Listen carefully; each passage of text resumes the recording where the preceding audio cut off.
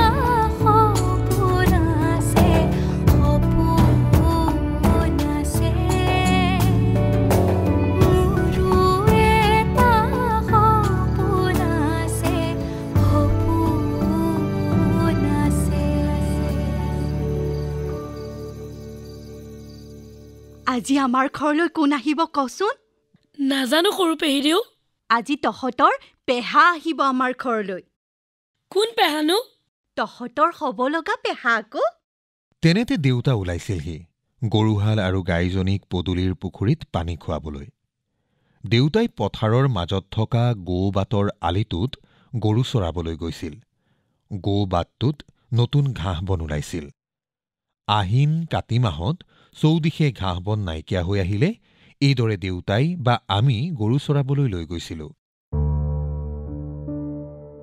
দেউতাৰ উপস্থিতি অনুভৱ কৰি পেহী খৰখোজেৰে ঘৰলৈ গৈছিলগৈ মই পদুলিতে থিয় দি আছিলো গৰুৱে পানী খাই হোৱাত দেউতাই বাৰীৰ পিছফালে গৰুকেইটাক বান্ধি থবলৈ খেদি লৈ গৈছিল গৰুৰ ডিঙিত লগাই থোৱা ৰছীবোৰ চুচৰি গৈ আছিল দেখাত সাপ বগাই যোৱাৰ দৰে লাগিছিল মই পুখুৰীৰ পাৰৰ বালিত বহি পুখুৰীৰ গভীৰলৈ চাই আছিলো পুখুৰীত গৰৈ চেঙেলী মাছে ভৰি আছিল মই বৰশী বোৱাৰ কথা ভাবিছিলো তেনেতে সেইদিনা আমাৰ ঘৰত পেহীক চাবলৈ মানুহ আহিছিল এজন নহয় দুজন নহয় 5 জন আহিছিল আইতাই ধেমালিতে কৈছিল গোটেই গাঁওখনে আহিছে নেকি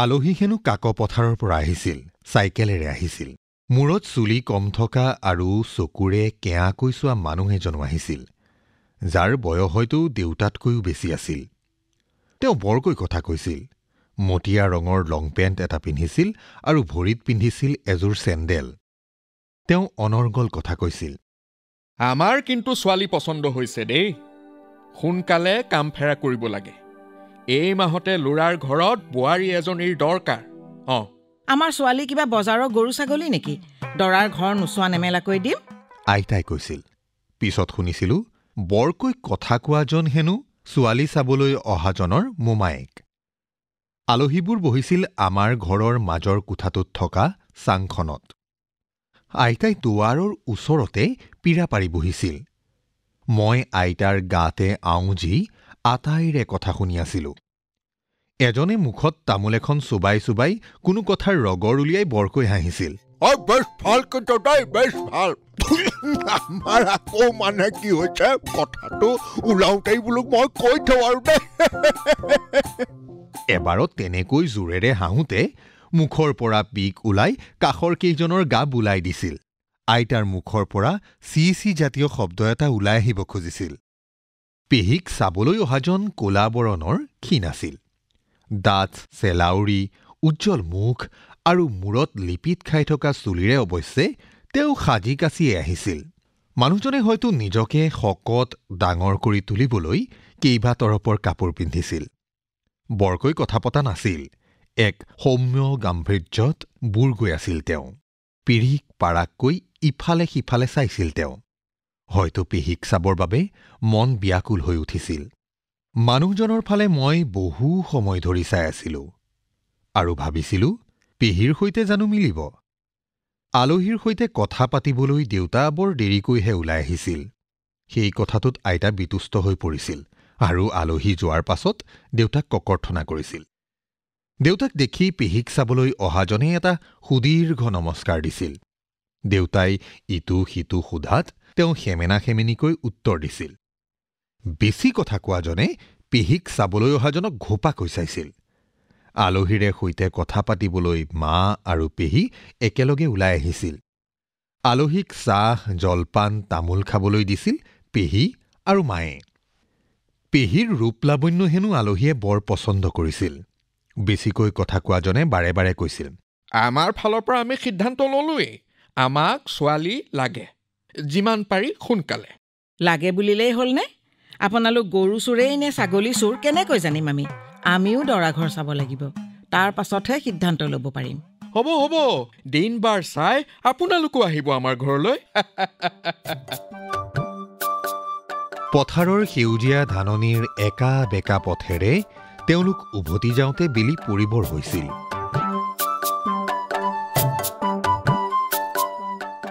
সেইদিনা ৰাতিলৈ দেউতাই ঘৰত কণ্ডলৰ সূত্ৰপাত কৰিছিল। গধূলিতে গৰু গাই বান্ধি দেউতা কৰবালৈ ওলাই গৈছিল।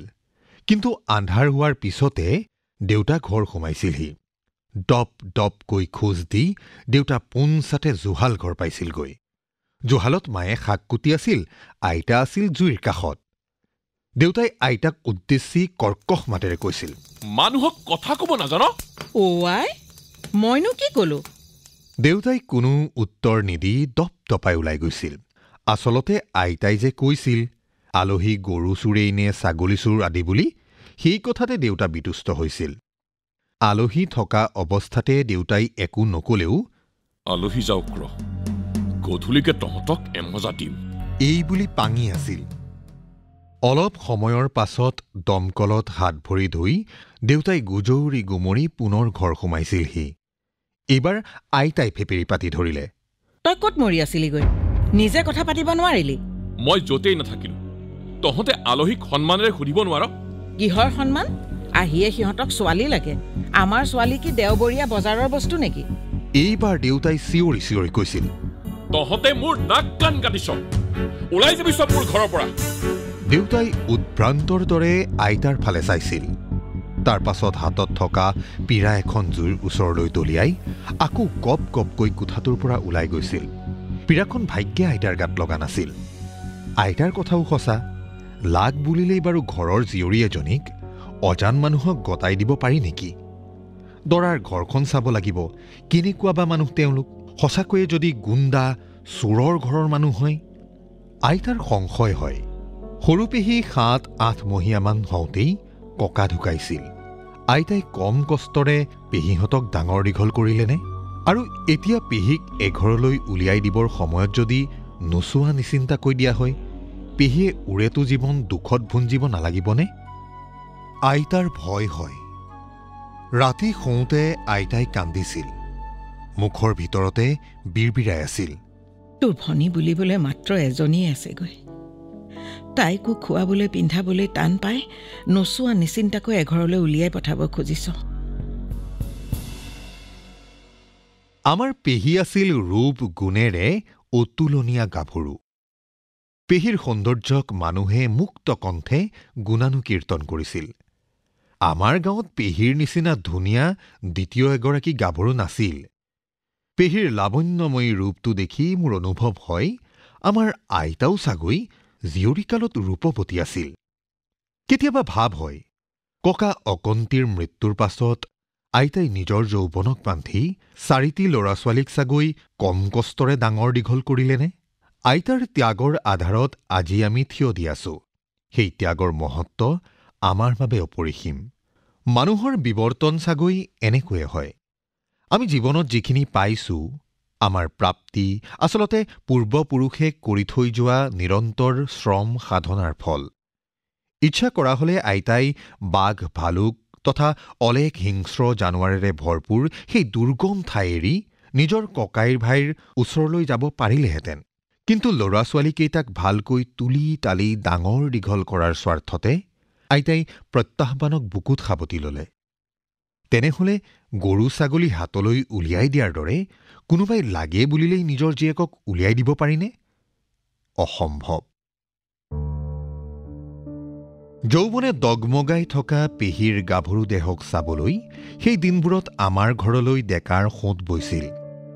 মোৰ মনত থকাৰ ভিতৰত মাইথঙৰ পৰা বৰ উফাইডাং মৰা এজন আহিছিল, ফিলবাৰীৰ পৰা এজন আহিছিল যাৰ শৰীৰত মাংসই নাইচোন বুলি পেহীয়ে মুখৰ আগতে প্ৰত্যাখ্যান কৰিছিল। প্ৰত্যাখ্যিত এই ডেকাবোৰ যেতিয়া ঘৰলৈ উভতি গৈছিল, সিহঁতৰ হৃদয়ত বাৰু কেনেকুৱা অনুভৱ হৈছিল মোৰ জানিবলৈ বৰ মন যায়। এতিয়া বিষাদৰ অশ্ৰুৰে চাগে বেচেৰাহঁতৰ বাট ভেটি ধৰিছিল। প্ৰত্যাখ্যানৰ অসহনীয় বোজা কান্ধত লৈ যাওঁতে তেওঁলোকে চাগৈ ৰূপ গৰিমাৰে দৰ্পিতা পেহীক সাওপাত দি গৈছিল, নাজানো।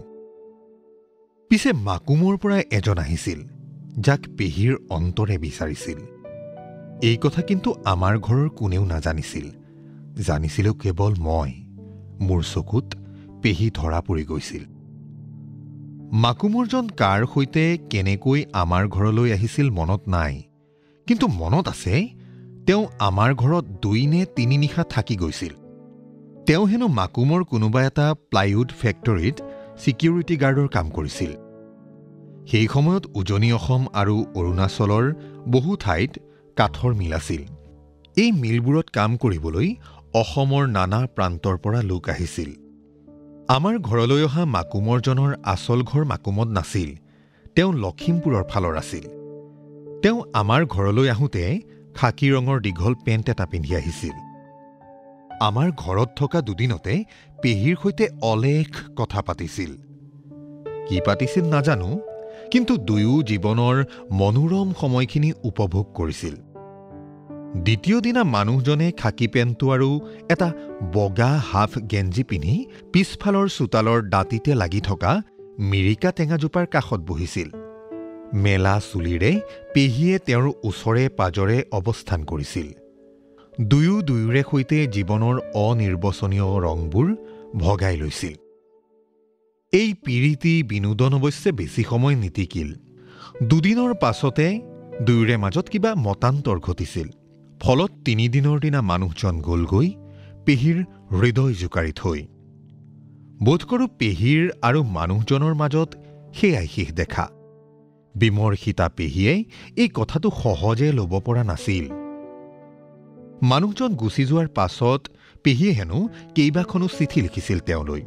চিঠিত আঙুলি কাটি তেজ সানি দিছিল।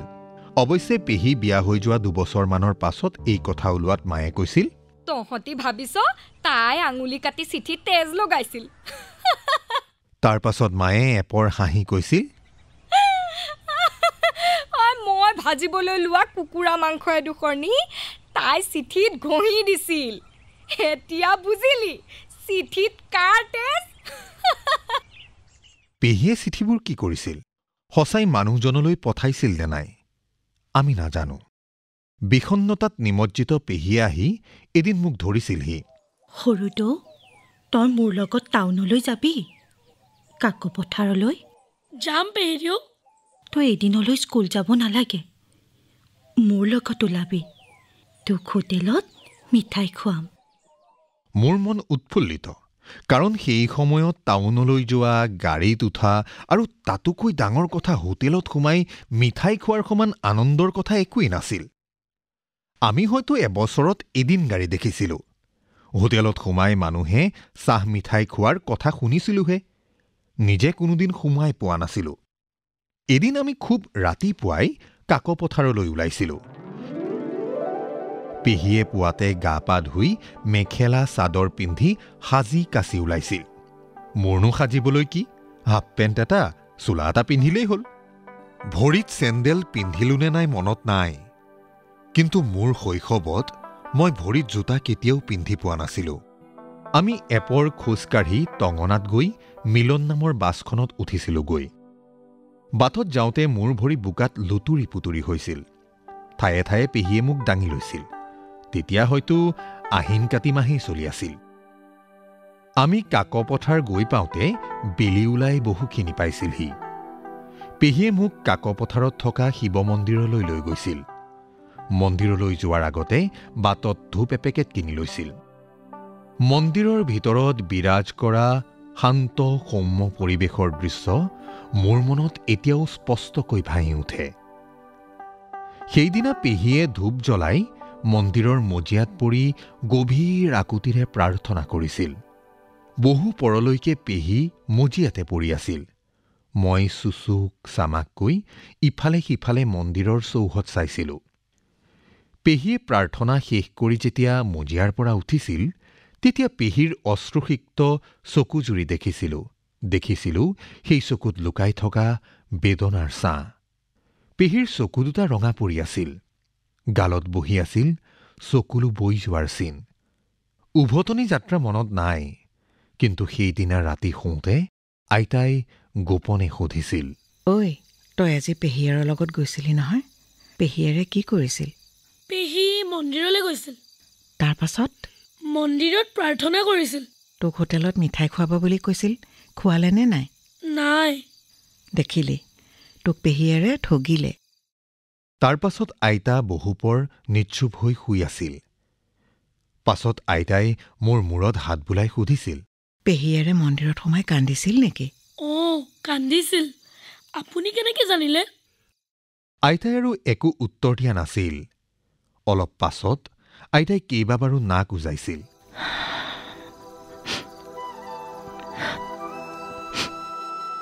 মই বুজি উঠিছিলোঁ যে ইতিমধ্যে আইতাৰ গালতো তপত চকুলো বাগৰি গৈছিল। কি আছিল সেই অশ্ৰুনিসৰণৰ কাৰণ? পেহীক এঘৰলৈ উলিয়াই দিব নোৱাৰাৰ বুজাই আনি দিয়া উদ্বিগ্নতা। আইতাৰ এই উদ্বিগ্নতা অৱশ্যে বেছিদিন নাথাকিল। কাৰণ যিদিনা দেউতাই আইতাক আলহীৰ লগত কথা পাতিব নাজানো বুলি তিৰস্কাৰ কৰিছিল, সেইদিনাই ৰাতি হেনো পেহীয়ে প্ৰতিজ্ঞা কৰিছিল যে লাজুমৰ পৰা চাবলৈ অহাজন ক'লা হলেও চাপৰ হলেও তেওঁৰ লগত বিয়াত বহিবই। নানান প্ৰতিবন্ধকতাকো নেওচি অতি শীঘ্ৰেই আমাৰ সৰু পেহীৰ বিয়া হৈ গৈছিল লাজুমৰ ভুৱন গগৈৰ সৈতে।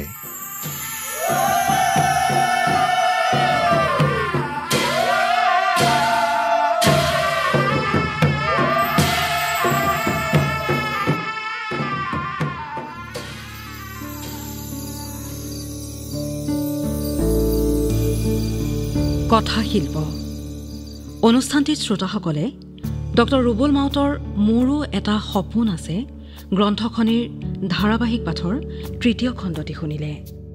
পাঠ আগবঢ়ালে ঝুনা কংকন ভূঞাই। বিভিন্ন চৰিত্ৰত অভিনয় কৰিলে দেউতা ইন্দ্ৰজিৎ দাস, মা ৰুজি মুদৈ, আইতা অনামিকা বৰদলৈ বৰুৱা, মোমায়েক সত্যজিৎ গগৈ, পেহী ঋতুপৰ্ণা ডেকা আৰু শিশু ৰুবুল মাউতৰ চৰিত্ৰত ধীৰ কাশ্যপ। শীৰ্ষগীতৰ কথা ইউৰেকা কাকতিৰ, সুৰ বৰষা বৰাৰ, কণ্ঠ সুকন্যা কাশ্যপ মহন্তৰ, সংগীত মনদীপ আৰু মনমিত মহন্তৰ, প্ৰযোজনা ইন্দ্ৰজিৎ দাসৰ। মোৰো এটা সপোন আছে গ্ৰন্থখনিৰ ধাৰাবাহিক পাঠৰ পৰৱৰ্তী খণ্ডটি শুনিবলৈ পাব অহা সপ্তাহৰ এই একেটা বাৰৰ এই একেই সময়তে।